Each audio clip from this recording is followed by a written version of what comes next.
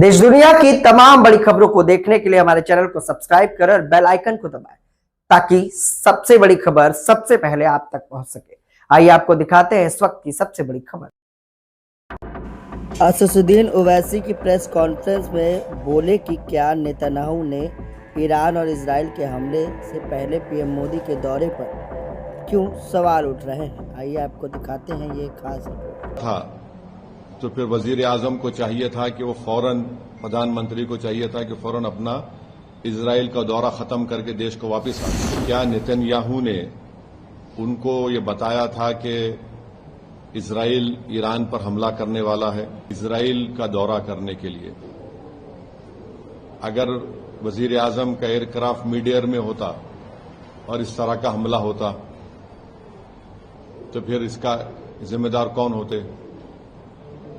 और वजीर आजम को, प्रधानमंत्री को देश को बताना है कि क्या नेतन्याहू ने उनको ये बताया था कि इजराइल ईरान पर हमला करने वाला है, और अगर बताया था तो फिर वजीर आजम को चाहिए था कि वो फौरन, प्रधानमंत्री को चाहिए था कि फौरन अपना इजराइल का दौरा खत्म करके देश को वापस आते। मैं इसलिए कह रहा हूं कि अटल बिहारी वाजपेयी 1979 में चाइना गए थे और जब वियतनाम पर हमला हुआ अटल बिहारी वाजपेयी वापस आ गए देश को। और अगर इजराइल ने नहीं बताया कि वो यूएस के साथ मिलकर ईरान पर हमला कर रहा है तो फिर ये तो इजराइल ने हमको धोखा दिया। देश के 133 करोड़ जनता को इजराइल ने, भारत की, धोखा दिया है, बिट्रे किया है। उन्होंने प्रधानमंत्री के विजिट को इस्तेमाल किया है ईरान पर अपने एक वल्गर अटैक के लिए, और उन्होंने प्रधानमंत्री के विजिट को इस्तेमाल किया है ईरान पर हमला करने के लिए, और जो जेनोसाइड उन्होंने फलस्तीनियों का किया है गाजा में उसको कवर अप करने के लिए।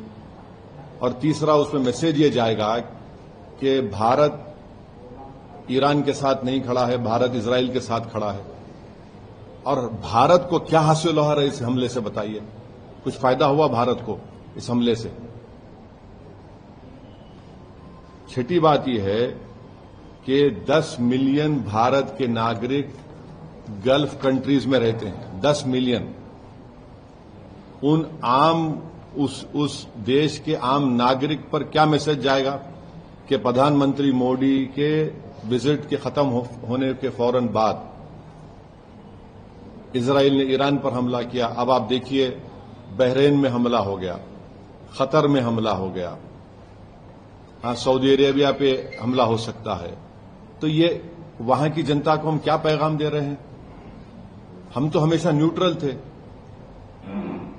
देश के प्रधानमंत्री को और बीजेपी को समझना चाहिए कि हमारी 80 साल की जो लेगेसी थी कि हम न्यूट्रल थे इस मामले में, आज उसका क्या हो गया बताइए? और फिर बहुत गलत मैसेज गया है तमाम ये गल्फ कंट्रीज को, चाहे बहरीन हो, कतर हो, इराक हो। और हम जानते हैं कि कतर होस्ट कर रहा था कि सीज फायर हो गाजा में, इजराइल ने वहां पर हमला कर दिया, बॉम्बिंग की। इसमें भारत का बेनिफिट क्या है बताइए? और प्रधानमंत्री के साथ जो आपकी बरादरी मीडिया के लोग गए थे कवर करने के लिए, वो भी फंसे हुए इजराइल में। अब उनका क्या होगा? तो ये जो, और लार्जर पॉइंट ये है कि यूएस पे अब कौन भरोसा करेगा? आप बातचीत भी कर रहे और हमला भी कर दे रहे आप। तो ये सवालात हैं जिससे देश के प्रधानमंत्री को, बरसर इख्तियार जमात को, बीजेपी को इसका जवाब देना पड़ेगा। और बड़ी अफसोस की बात है कि प्रधानमंत्री इजराइल को चले गए, फिर उनको वहां पर उनकी नेसेट में, पार्लियामेंट में एक अवार्ड भी दे दिया गया, और प्रधानमंत्री के वजीर आजम की मौजूदगी में वहां के अपोजिशन ने वॉकआउट भी कर दिया। इजराइल ने नरेंद्र मोदी के इस विजिट को इस्तेमाल किया हमला करने के लिए और दुनिया को बताने के लिए कि भारत उनके साथ खड़ा हुआ है, बल्कि ये बेट्रेयल है। हम पूछना चाह रहे हैं बीजेपी और देश के प्रधानमंत्री और उनके सरकार से कि क्या नेतन्याहू ने हमको बताया था, प्रधानमंत्री को, और बताया तो प्रधानमंत्री को निकल के आ जाना चाहिए, जिस तरह वाजपेयी ने किया था 79 में। और अगर नहीं बताया तो फिर इजराइल ने इस्तेमाल किया हम लोगों को। ये बड़ी तकलीफदेह बात है। तो ये मुझे अब तक इसी पर यही कहना है। हम उम्मीद करते हैं कि जो 50,000 अभी भी भारत के नागरिक ईरान में है और 10,000 इजराइल में है, उनको वापस लाया जाए।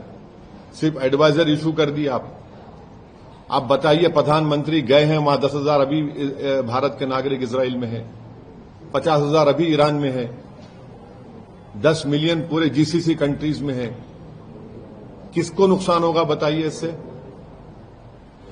ये हमारे 10 मिलियन भारत के नागरिक अपने गाढ़े खून पसीने की कमाई भारत को भी जाते हैं फॉरेन एक्सचेंज के तौर पर।